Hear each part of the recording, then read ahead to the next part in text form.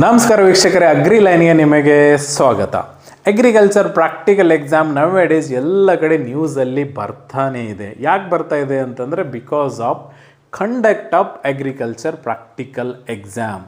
Uniformity ಇಲ್ಲ, ಏನಿಲ್ಲ, ಸಿಕ್ಕಂಗೆ ಎಕ್ಸಾಮನ್ನು conduct ಮಾಡ್ತಾರೆ. ಎಲ್ಲ ಸೆಂಟರ್ದವರಿಗೆ ಒಂದೊಂದು ಕೋಆರ್ಡಿನೇಷನ್ ಕೂಡ ಇರೋದಿಲ್ಲ. ಸೊ ಇದರ ಬಗ್ಗೆ ಇದರಲ್ಲಿ ಏನೇನೆಲ್ಲ ನಾವು ಚೇಂಜಸ್ಸನ್ನು ತರಬೇಕಾಗಿದೆ ಅಗ್ರಿಕಲ್ಚರ್ ಪ್ರಾಕ್ಟಿಕಲ್ ಎಕ್ಸಾಮಲ್ಲಿ ಅನ್ನೋದನ್ನು ನಾನು ಈ ವಿಡಿಯೋದಲ್ಲಿ ಡಿಸ್ಕಷನ್ ಮಾಡ್ತೇನೆ. ನಾನು ಕೂಡ ಅಗ್ರಿಕಲ್ಚರ್ ಯೂನಿವರ್ಸಿಟಿಗೆ ಒಂದು ಮುಟ್ಟಿಸುವಂಥ ಒಂದು ಪ್ರಯತ್ನನ ಮಾಡ್ತೇನೆ. ನಿಮಗೂ ಯಾರೆಲ್ಲಿಗೆ ಈ ಒಂದು ವಿಷಯನ ಮುಟ್ಟಿಸ್ಲಿಕ್ಕೆ ಸಾಧ್ಯ ಇದೆಯಲ್ಲ ಅದನ್ನು ನೀವು ಮುಟ್ಟಿಸಿ ಒಂದು ನೆಕ್ಸ್ಟ್ ಇಯರಿಂದ ಆದರೂ ಏನಾದರೂ ಚೇಂಜಸ್ಸು ಅಗ್ರಿಕಲ್ಚರ್ ಪ್ರಾಕ್ಟಿಕಲ್ ಎಕ್ಸಾಮಲ್ಲಿ ಆಗಬಹುದು ಅನ್ನೋ ಒಂದು ವಿಚಾರ ಇಟ್ಕೊಂಡು ಈ ಒಂದು ವಿಡಿಯೋ ನಾನು ಮಾಡ್ತಾ ಇದ್ದೇನೆ. ಸೊ ಯಾವೆಲ್ಲ ಚೇಂಜಸ್ಸನ್ನು ಮಾಡಲಿಕ್ಕೆ ನಮಗೆ ಸಾಧ್ಯ ಇದೆ, ಮಾಡಲೇಬೇಕಾಗಿದೆ. The urgent reforms needed for agriculture practical exam ಒಂದೊಂದಾಗಿ ನಾನು ಹೇಳ್ತಾ ಹೋಗ್ತೀನಿ. ನಿಮ್ಗೆ ಯಾರ್ಯಾರಿಗೆ ಅವಕಾಶ ಇದೆ ಅಥವಾ ಈ ಅಗ್ರಿ ಯೂನಿವರ್ಸಿಟಿ ಪ್ರೊಫೆಸರ್ಸ್ ನೋಡ್ತಾ ಇರ್ಬೋದು, ಬೇರೆ ಯಾವ್ದಾದ್ರು ಪ್ರಗತಿಪರ ರೈತರು ನೋಡ್ತಾ ಇದ್ದರೆ ಈ ಒಂದು ಸ್ವಲ್ಪ ಕನ್ಸಿಡರ್ ನೀವು ಮಾಡಬೇಕಾಗ್ತೈತಿ. ಒಂದನೇದ್ದು ಅರ್ಲಿ ನೋಟಿಫಿಕೇಷನ್. ಫಸ್ಟ್ ಸ್ಟೆಪ್ ಇದು. ಅಗ್ರಿಕಲ್ಚರ್ ಪ್ರಾಕ್ಟಿಕಲ್ ಎಕ್ಸಾಮಿಗೆ ನೋಟಿಫಿಕೇಷನ್ನೇ ಕೊಡೋದಿಲ್ಲ ಅವರು. ಎಷ್ಟು ಲೇಟಾಗಿ ಕೊಡ್ತಾರೆ ಅಂತಂದರೆ ಈ ವರ್ಷ ಕೊಟ್ಟಿದ್ದಾರೆ ಅಂದರೆ 2026ಕ್ಕೆ ಏಪ್ರಿಲ್ 10ನೇ ಅವರು ನೋಟಿಫಿಕೇಷನ್ ಕೊಡ್ತಾರೆ. ಏನಂಥೇಳಿ, ಏಪ್ರಿಲ್ 11ರಿಂದ ಅಪ್ಲಿಕೇಶನ್ ಸ್ಟಾರ್ಟ್. ಇವತ್ತು ನೋಟಿಫಿಕೇಷನ್, ನಾಳೆಯಿಂದ ನಿಮಗೆ ಅಪ್ಲಿಕೇಶನ್ ಸ್ಟಾರ್ಟ್. ಪಾಪ ಎಷ್ಟೋ ಜನ ಮಕ್ಕಳಿಗೆ ನೋಟಿಫಿಕೇಷನಲ್ಲಿ ಕೊಟ್ಟಿರ್ತಕ್ಕಂಥ ಡಾಕ್ಯುಮೆಂಟ್ಸ್ಗಳೇ ಇರೋದಿಲ್ಲ. ಅವು ತೊಗೋಬೇಕಂತ ಗೊತ್ತೂ ಇರೋದಿಲ್ಲ. ನೋಟಿಫಿಕೇಷನ್ ಇಲ್ಲೇ ಇರ್ತಿತ್ತು, ಅದು ಇವೆಲ್ಲ ಡಾಕ್ಯುಮೆಂಟ್ಸ್ ತೊಗೋಬೇಕಂಥೇಳಿ. ಆ ಡಾಕ್ಯುಮೆಂಟ್ಸ್ ತೊಗೊಳ್ಳಿಕ್ಕೆ 10ರಿಂದ 15 ದಿವಸ, ಕೆಲವೊಮ್ಮೆ 20 ದಿವಸ ಟೈಮ್ ಬೇಕಾಗ್ತೈತೆ. ಇವರು ಒಂದು ದಿವಸನೂ ಟೈಮ್ ಕೊಡ್ಲಾರೇನು ಏನು ಮಾಡ್ತಾರೆ ಅಂತಂದರೆ ನೋಟಿಫಿಕೇಷನ್ ಕೊಟ್ಟು ಮರುದಿವಸ ನೀವು ಅಪ್ಲಿಕೇಶನ್ ಸ್ಟಾರ್ಟ್ ಮಾಡಿ 21ಗೆ ಕ್ಲೋಸು, 29ಗೆ ಎಕ್ಸಾಮ್. ಇದನ್ನು ಇಷ್ಟು ಬೇಗ ಮಾಡೋ ಅವಶ್ಯಕತೆ ಏನಿದೆ? ಒಂಥರ ಕ್ಯೂ ಆರ್ ಟಿ ಥರ ಇರ್ತಾರವರು. ಏನದು QRT, ಕ್ವಿಕ್ ರಿಯಾಕ್ಷನ್ ಟೀಮ್. ಯಾರೋ ಬಂದು ಬಾಂಬ್ ಹಾಕಿದ್ದಾರೆ, ರೆಡಿ ಗನ್ ತೊಗೊಂಡು ಸ್ಟಾರ್ಟ್ ಮಾಡೋಣ ಅಂತೇಳಿ. ಸೊ ಆ ಅವಶ್ಯಕತೆ ಇಲ್ಲ ಅಗ್ರಿಕಲ್ಚರ್ ಯೂನಿವರ್ಸಿಟಿದವರಿಗೆ. ಆರಾಮಾಗಿ ಜನವರಿಯಲ್ಲಿ ನೋಟಿಫಿಕೇಷನ್ ಕೊಡಿ, ಫೆಬ್ರವರಿಯಲ್ಲಿ ಕೊಡಿ, ಎಲ್ಲ ಅಟ್ಲೀಸ್ಟ್ CET ನೋಟಿಫಿಕೇಷನ್ ಬರುತ್ತಲ್ಲ, CET ನೋಟಿಫಿಕೇಷನಲ್ಲಿ ಕೊಡಿ. ಅದಾದ ನಂತರ ನೀವು ಒಂದು ಡೇಟಲ್ಲಿ ಅವರಿಗೆ ಅಪ್ಲಿಕೇಶನ್ ಹಾಕಲಿಕ್ಕೆ ಅವಕಾಶ ಕೊಡಿ. ಸ್ವಲ್ಪ ಬೇಗನೆ ಕೊಡಿ, ತೊಂದರೆ ಇಲ್ಲ. ಎಲ್ಲ ಡಾಕ್ಯುಮೆಂಟ್ಸ್ಗಳನ್ನು ತೊಗೊಂಡು ಅಪ್ಲಿಕೇಶನ್ ಹಾಕ್ತಾರೆ. ಅಪ್ಲಿಕೇಶನಲ್ಲಿ ಏನಾದರೂ ತೊಂದರೆ ಇದ್ದರೆ ಅವುಗಳನ್ನು ಕರೆಕ್ಷನ್ ಮಾಡಿಕೊಂಡು ಎಲ್ಲರೂ ಎಕ್ಸಾಮಿಗೆ ಯಾರ್ಯಾರು ಎಲಿಜಿಬಲ್ ಇರ್ತಾರಲ್ಲ ಅವರು ಒಂದು ಸೇರ್ಲಿಕ್ಕೆ ಅವಕಾಶ ಆಗ್ತೈತಿ. ಸೊ ಮೊದಲನೇ ಪಾಯಿಂಟ್ ಏನಂತಂದ್ರೆ ಅರ್ಲಿ ನೋಟಿಫಿಕೇಷನ್. ಇದರಿಂದ ಎಲ್ಲರಿಗೆ at least one month before the application ಹಾಕೋಕ್ಕಿಂತ 1 ತಿಂಗಳ ಮುಂಚೆ ನೀವೇನಂತಂದ್ರೆ ಅಪ್ಲಿಕೇಶನ್ ಕೊಡಬೇಕು. ಇದು ಒಂದು. ಇನ್ನು ಎರಡನೇ ಇಂಪಾರ್ಟೆಂಟ್ ಏನಂತಂದರೆ, please schedule the after NEET practical ಎಕ್ಸಾಮ್ದು ಶೆಡ್ಯೂಲ್ ಏನು ಮಾಡಿ ಅಂತಂದರೆ ಆಫ್ಟರ್ ನೀಟ್ ಮಾಡಿ. ಯಾಕಂದರೆ ಸಾಕಷ್ಟು ಜನ ವಿದ್ಯಾರ್ಥಿಗಳು ರೆಸಿಡೆನ್ಸಿಯಲ್ ಕಾಲೇಜಲ್ಲಿನೇ ಇರ್ತಾರೆ. ಸ್ಪೆಷಲ್ಲಾಗಿ ಅಗ್ರಿಕಲ್ಚರು, ವೆಟರ್ನರಿ ಹೋಗ್ಬೇಕು ಅಂದ್ಕೊಂಡಿರ್ತಕ್ಕಂಥ ವಿದ್ಯಾರ್ಥಿಗಳು ಮೇಜರ್ ಆಗಿರೋದೇ ರೆಸಿಡೆನ್ಷಿಯಲ್ ಕಾಲೇಜಲ್ಲಿ ನೀಟ್ ಎಕ್ಸಾಮ್ ಮುಗಿಯೋವರೆಗೆ ಆ ಮಕ್ಕಳನ್ನು ಆ ಕಾಲೇಜಿಂದ ಅವರು ಬಿಡೋದಿಲ್ಲ. ಒಂದು ವೇಳೆ ಬಿಟ್ಟರಂದರೆ ಅವರಿಗೆ ನೀಟ್ ಎಕ್ಸಾಮಿಗೆ ತೊಂದರೆ ಆಗ್ತದೆ. ಅಗ್ರಿಕಲ್ಚರ್ ಎಕ್ಸಾಮು CET ಎಕ್ಸಾಮ್ ಮಧ್ಯದಲ್ಲಿ ನೀವು ಕೊಟ್ಟರೆ, CET ನೀಟ್ ಎಕ್ಸಾಮ್ ಮಧ್ಯದಲ್ಲಿ ಕೊಟ್ಟರೆ ಅವ್ರು ಹೋಗಲಿಕ್ಕೆ ಒಂದು ಎಲ್ಲೆಲ್ಲೋ ಎಕ್ಸಾಮ್ ಸೆಂಟರ್ಸ್ ಇರ್ತಾವರು. ಪಾಪ ಈಗ ಮಂಗಳೂರಲ್ಲಿ ಸಾಕಷ್ಟು ರೆಸಿಡೆನ್ಷಿಯಲ್ ಕಾಲೇಜ್ ಇದ್ದಾವೆ. ಅಲ್ಲಿರ್ತಕ್ಕಂಥ ವಿದ್ಯಾರ್ಥಿಗಳು ಬೀದರ್ಗೆ ಹೋಗೋರು ಇರ್ತಾರೆ, ಬೆಂಗಳೂರಿಗೆ ಹೋಗೋರು ಇರ್ತಾರೆ, ಧಾರವಾಡಕ್ಕೆ ಹೋಗೋರು ಇರ್ತಾರೆ. ಹೆಂಗೆ ಹೋಗಬೇಕು ಅವರು, ಮರಳಿ ಬರಬೇಕು, ನೀಟ್ ಹೆಂಗೆ ಬರಬೇಕು, they will be affected by so many things. So ಅದಕ್ಕೆ ಅಟ್ಲೀಸ್ಟ್ ನೀಟ್ ಎಕ್ಸಾಮ್ ಆದ ನಂತರ ಕೊಡ್ರೆ ನಿಮ್ದೇನೂ ಹೋಗ್ತಾ ಇಲ್ಲ. ಅಗ್ರಿ ಯೂನಿವರ್ಸಿಟಿದವ್ರು ಖಾಲಿ ಇರ್ತಾರೆ. ಅವರು ಖಾಲಿ ಇನ್ ದ ಸೆನ್ಸ್ ಯಾವುದೇ ಎಕ್ಸಾಮ್ ಶೆಡ್ಯೂಲ್ ಈ ಥರ ಟೈಟ್ ಇರೋದೇ ಇಲ್ಲ.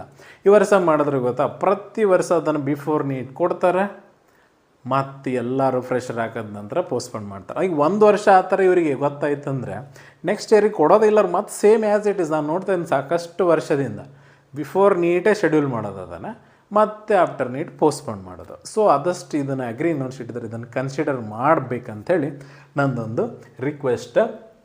ಆಫ್ಟರ್ ನೀಟ್ ಎಕ್ಸಾಮ್ ಇದು ಒಂದು. ಇನ್ನು ನೆಕ್ಸ್ಟ್ ಇನ್ನೊಂದು ಪಾಯಿಂಟ್ ಏನಂತಂದರೆ ಮೇನ್ ಕನ್ಸಿಸ್ಟೆಂಟ್ ಎಕ್ಸಾಮ್ ಪ್ಯಾಟರ್ನ್.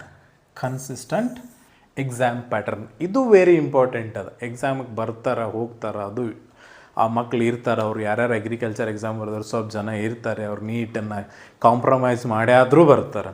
ಅಷ್ಟೆಲ್ಲ ಮಾಡಿ ಬಂದಿರ್ತಾರೆ ಪಾಪ ಹುಡುಗರು ಅವರೆಲ್ಲ ಎಕ್ಸಾಮ್ ಸೆಂಟ್ರಿಗೆ. ಒಂದೊಂದು ಎಕ್ಸಾಮ್ ಸೆಂಟ್ರಲ್ಲಿ ಒಂದೊಂದು ಥರ ಎಕ್ಸಾಮ್. ಅವರು ಪಾಪ ಎಟ್ಲೀಸ್ಟ್ ಒಂದು ಸ್ವಲ್ಪ ಆದರೂ ಅವ್ರಿಗೆ ಅರ್ಥ ಆಗೋ ಥರ ಬೇಕಾ ಬೇಡ. ಬಿಜಾಪುರಲ್ಲಿರ್ತಕ್ಕಂಥ ಪ್ಯಾಟರ್ನ್ ಧಾರವಾಡದಲ್ಲಿರೋದಿಲ್ಲ, ಧಾರವಾಡದಲ್ಲಿರೋದು ಮಂಗಳೂರಲ್ಲಿರೋದಿಲ್ಲ, ಮಂಗಳೂರಲ್ಲಿರೋದು ಬೆಂಗಳೂರಲ್ಲಿರೋದು.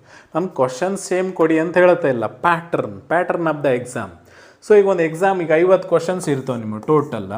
50 ಕ್ವಶನ್ನಲ್ಲಿ ನೀವೇನಂತಂದರೆ ಸೀಡ್ಸಿಗೆ ಇಷ್ಟಂತ ಕೊಡಿ, ಅದರಲ್ಲಿ ಸೀರಿಯಲ್ಸು, ಪಲ್ಸಸ್ಸು, ಆಯಿಲ್ ಸೀಡ್ಸ್ ಅಂತ ಇರ್ತವೆ. ಆನಂತರ ಪ್ಲ್ಯಾಂಟಿಗೆ ಇಷ್ಟಂತ ಕೊಡಿ. ಆನಂತರ ಈಗ ಕೆಲವೊಂದು ಡಿಸೀಸ್ ಕೊಡ್ತಾ ಇದ್ದಾರೆ, ಡಿಸೀಸ್ಗೆ ಕೊಡಿ, ಪೆಸ್ಟ್ಗೆ ಕೊಡಿ. ಹಂಗೆ ಇರೋದೇ ಇಲ್ಲ ಎಕ್ಸಾಮ್ ಪ್ಯಾಟರ್ನ್. ಒಂದು ಕಡೆ ಫುಲ್ ಪ್ಲ್ಯಾಂಟ್ ಇಟ್ಬಿಡೋದು, ಒಂದು 20-25 ಪ್ಲ್ಯಾಂಟ್ ಇಟ್ಬಿಡೋದು, ಕೆಲವೊಂದು ಕಡೆ 2 ಪ್ಲ್ಯಾಂಟ್ ಇಡೋದು. ಕೆಲವೊಂದು ಕಡೆ ಡಿಸೀಸ್ ಕೊಡ್ತಾರೆ, ಕೆಲವೊಂದು ಕಡೆ ಡಿಸೀಸ್ ಕೊಡೋದಿಲ್ಲ. ಕೆಲವೊಂದು ಕಡೆ ಪೆಸ್ಟ್ ಕೊಡ್ತಾರೆ, ಕೆಲವೊಂದು ಕಡೆ ಪೆಸ್ಟ್ ಕೊಡೋದಿಲ್ಲ.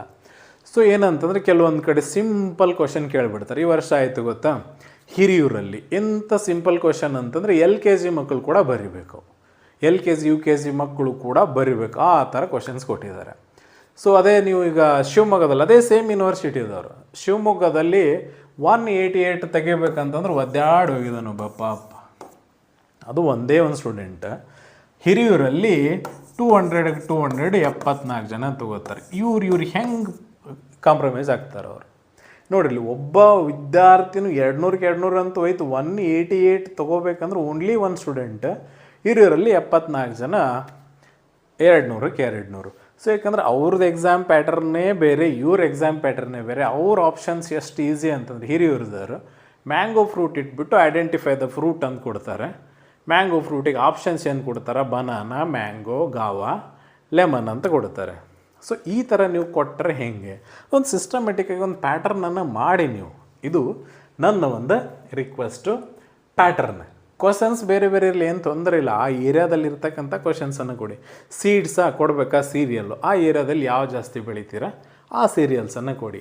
ಈಗ ನಾರ್ತಲ್ಲಿ ಬಂದರೆ ಜೋಳ ಬೆಳಿತೀವಿ, ಸೌತಲ್ಲಿ ಹೋದರೆ ಜಾಸ್ತಿ ರಾಗಿ ಬೆಳೀತಾರೆ. ಸೊ ಅದರ ರಿಲೇಟೆಡ್ ಕ್ವಶನ್ಸನ್ನು ಕೇಳ್ಬೋದು. ನೀವು ಕೇಳಲಿಕ್ಕೆ ಎಲ್ಲ ಅವಕಾಶ ನಿಮಗೆ ಇರ್ತವೆ. ಇದು ಒಂದೆದ್ದು ಏನಂತಂದರೆ ಪ್ಯಾಟರ್ನ್.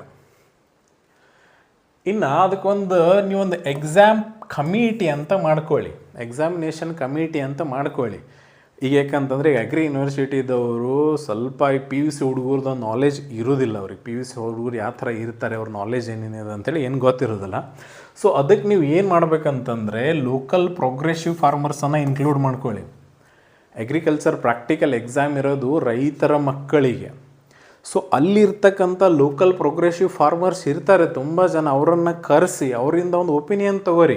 ನಮ್ಮ ಏರಿಯಾದಲ್ಲಿ ಯಾವ ಥರ ಬೆಳೆಗಳಿದ್ದಾವೆ, ಯಾವ ಥರ ಕ್ವಶನ್ಸನ್ನು ಕೇಳ್ಬೋದು. ಯಾಕಂದ್ರೆ ಅವ್ರಿಗೆ ಗೊತ್ತಿರ್ತೈತೆ ಲೋಕಲ್ ಫಾರ್ಮರ್ಸಿಗೆ. ಅಗ್ರಿ ಯೂನಿವರ್ಸಿಟಿದವರಿಗೆ ಗೊತ್ತಿರುತ್ತೆ, ಬಟ್ ಲೋಕಲ್ ಫಾರ್ಮರ್ಸನ್ನು ಅಟ್ಲೀಸ್ಟ್ ಒಂದು ಇಬ್ಬರು ನೀವು ಕಮಿಟಿಯಲ್ಲಿ ಹಾಕ್ಕೊಳ್ಳಿ. ಆನಂತರ officials from department agriculture, horticulture, veterinary ಇಲಾಖೆಯಿಂದ ಆಫೀಷಿಯಲ್ಸನ್ನು ನೀವು ತೊಗೋರಿ. ಅವ್ರು ತೊಗೊಂಡ್ರೆ ನಿಮ್ಗೆ ಸಿಗ್ತದೆ. ನೀವು ಸುಮ್ಮನೆ ಏನು ಮಾಡ್ತೀರಿ ಅಂತಂದರೆ ಕಾಲೇಜಲ್ಲಿ ಇರ್ತಕ್ಕಂಥ ಯಾರೋ ಒಂದು 4 ಜನ ಪ್ರೊಫೆಸರ್ಸಿಗೆ ಹೋಗ್ಬಿಟ್ಟು ಎಕ್ಸಾಮ್ ಕಂಡಕ್ಟ್ ಮಾಡಿ ಅಂತ ಹೇಳ್ತೀರಿ. ಅವರು ಎಲ್ಲ ಕಡೆ ಏನು ಪ್ಯಾಟರ್ನ್ ಇಲ್ಲ ಏನಿಲ್ಲ ಸುಮ್ಮನೆ ಕೊಟ್ಬಿಡ್ತಾರೆ ಎಕ್ಸಾಮ್. ಸೊ ಅಲ್ಲಿಗೆ ಏನಾಗ್ಬಿಡ್ತೈತೆ ಅಂದ್ರೆ ತೊಂದರೆ ಆಗಿಬಿಡ್ತದೆ. ಅದು ಸ್ಕ್ಯಾಮ್ ಅನ್ನೋಕ್ಕೆ ನಿಮ್ಮ ಮೇಲೇ ಅದು ಅಪವಾದನೆ ಬರುತ್ತೆ. ಸ್ಕ್ಯಾಮ್ ಅಂತ ಆಗೋದಿಲ್ಲ ಅಗ್ರಿಕಲ್ಚರ್ ಪ್ರಾಕ್ಟಿಕಲ್ ಎಕ್ಸಾಮಲ್ಲಿ. ಬಟ್ ಕಂಡಕ್ಟ್ ನೀವು ಚೆನ್ನಾಗಿ ಮಾಡಿದ್ರೆ ಏನಾಗುತ್ತೆ ಅಂತಂದರೆ ಎಲ್ಲರದೊಂದು ಯೂನಿಫಾರ್ಮ್ ಆಗಿರ್ತಕ್ಕಂಥ ಕ್ವಶನ್ಸ್ ನೀವು ಕೊಟ್ಟರೆ ಯೂನಿಫಾರ್ಮ್ ಆಗಿರ್ತಕ್ಕಂಥ ಒಂದು ರಿಸಲ್ಟ್ ಸಿಗ್ತೈತಿ. ಈ ವರ್ಷ ನೋಡಿದೆ ನಾನು ಸುಮಾರು ಸೆಂಟ್ರಲ್ಲಿ 176 ಹೈಯೆಸ್ಟ್ ಇದೆ. ಕೆಲವೊಂದು ಸೆಂಟ್ರಲ್ಲಿ 273 ಜನ ಇದ್ದಾರೆ, ಕೆಲವೊಂದು ಕಡೆ 10 ಜನ ಇದ್ದಾರೆ 200. ಕೆಲವೊಂದು ಕಡೆ ಇಲ್ಲೇ ಇಲ್ಲ. ಸೊ ಇದೇನಾಗ್ತದೆ ಅಂದರೆ ಸಾಕಷ್ಟು ಏನಂತಾರೆ ಇನ್ಜಸ್ಟಿಸ್ ಆಗ್ತೈತೆ ಸ್ಟೂಡೆಂಟ್ಸಿಗೆ. ಅಧಿಕಾರ ಇದೆ ಅಗ್ರಿ ಯೂನಿವರ್ಸಿಟಿಗೆ ತಮ್ಮದೇ ಒಂದು ಕ್ವಶನ್ಸನ್ನು ಕೊಡಲಿಕ್ಕೆ, ಬಟ್ ಆ questions should be harmful to students, should not be harmful to students. ಆ ವಿದ್ಯಾರ್ಥಿಗಳಿಗೆ ತೊಂದರೆ ಆಗಬಾರ್ದು ಅನ್ನೋದೊಂದು ನನ್ನ ಅನಿಸಿಕೆ. ಈ ಒಂದು 4 ಪಾಯಿಂಟ್ ಏನಿದಾವಲ್ಲ, ಎಕ್ಸಾಮಿನೇಷನ್ ಕಮಿಟಿ ಆಗಿರ್ಬೋದು, ಅದರಲ್ಲಿ ನೀವು should include local progressive farmers. ಆನಂತರ exam pattern same pattern for all exam centres. Questions may be depend on the area and should be conducted after NEET. ನಮಗೆಲ್ಲರಿಗೂ ಗೊತ್ತಿದೆ ಪಾಪ ಮಕ್ಕಳು ನೀಟ್ ಸಲುವಾಗಿ ಎಷ್ಟೆಲ್ಲ ಕಷ್ಟಪಟ್ಟು ಓದ್ತಿರ್ತಾರೆ. ಮಧ್ಯದಲ್ಲಿ ತಂದು ಅಗ್ರಿಕಲ್ಚರ್ ಎಕ್ಸಾಮ್ ಇಟ್ಬಿಟ್ರೆ ಒಂದೊಂದು ನಿಮಿಷವೂ ಇಂಪಾರ್ಟೆಂಟ್ ಇರ್ತೈತೆ ಅವರಿಗೆ. ಅಲ್ಲಿ ತುಂಬ ಏನಂತಂದ್ರೆ ಕಷ್ಟ ಆಗ್ತೈತೆ. ಆನಂತರ ಅರ್ಲಿ ನೋಟಿಫಿಕೇಷನ್ ಕೊಡೋಕ್ಕಿಂತ ಮುಂಚೆ ಸ್ವಲ್ಪ PUC ವಿದ್ಯಾರ್ಥಿಗಳಿಗೆ ಇಲ್ಲ ಅಟ್ಲೀಸ್ಟ್ ಕಾಲೇಜ್ಗಳಿಗಾದರೂ ನೀವು ಕನ್ಸರ್ನ ತಗೊಂಡು ಪ್ರಾಕ್ಟಿಕಲ್ ಎಕ್ಸಾಮನ್ನು ಶೆಡ್ಯೂಲ್ ಮಾಡಬೇಕಂಥೇಳಿ ನನ್ನ ಒಂದು ಸಣ್ಣ ವಿನಂತಿ ಇದಾಗಿರ್ತೈತಿ. ಇದೇ ಥರ ವಿಡಿಯೋಗಳಿಗಾಗಿ ಅಗ್ರಿ ಲೈನನ್ನು ಸಬ್ಸ್ಕ್ರೈಬ್ ಮಾಡಿ ನೋಡ್ತಾಯಿರಿ. ಧನ್ಯವಾದಗಳು.